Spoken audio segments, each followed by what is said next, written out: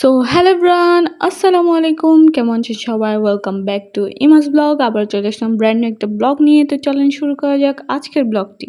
আপনাদের মনে প্রশ্ন থাকতে পারে, আসলে এত সকাল সকাল আমরা মেয়ে কোথায় চলে যাচ্ছি? আজকে আমরা যাচ্ছি হচ্ছে শহরে এভার কেয়ারে আশফাকে ডাক্তার দেখানোর জন্য। আসলে কিছুদিন যাবত আশফার চোখে সামান্য সামান্য প্রবলেম দেখা দিচ্ছে, যার কারণে আজকে তাকে চোখের ডাক্তারের কাছে নিয়ে যাব।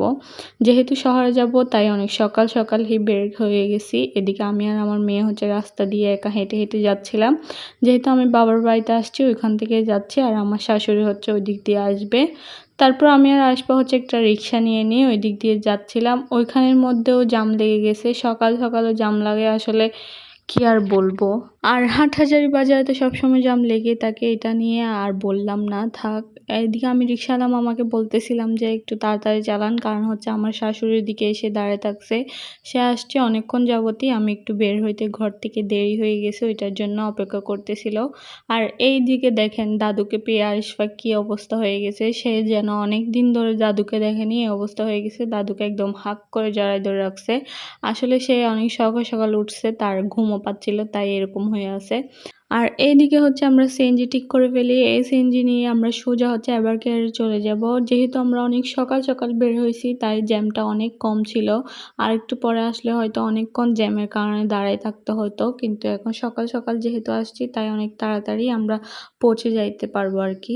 দেখতে দেখতে আমরা হচ্ছে এভার কেয়ারে পৌঁছে যাই। এখন হচ্ছে আমরা ভেতরে ঢুকবো। ঢুকে হচ্ছে আমাদের থেকে ফর্ম ফিল আপ করতে হবে, কারণ এখানে নিয়ম আছে যে চিকিৎসা করানোর আগে এখানে হচ্ছে একটা আইডি বানাতে হয়।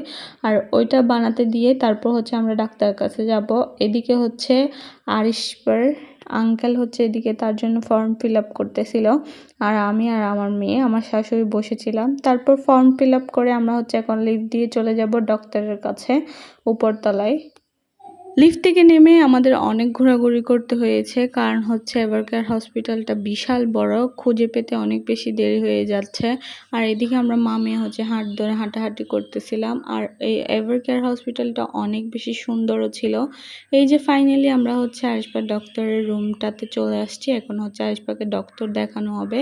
আর এই যে আমার মেয়ে বসে গেছে পোজ নিয়ে। আসলে সে অনেক বেশি কান্না করতেছিল মেশিনের সামনে যাওয়ার জন্য। আমি তাকে বলতেছিলাম কিছুই করবে না, শুধু একটা ছবি তুলবে, তাই সে পোজ দিয়ে বসেছিল। তারপরেও যখন তার চোখ দেখতেছিল, তখন সে ভয়ে আবারও পিছনে চলে আসতেছে, সে করবে না কিছুই। সে ডক্টরকে কিন্তু অনেক বেশি ভয় পায় ছোটবেলা থেকেই।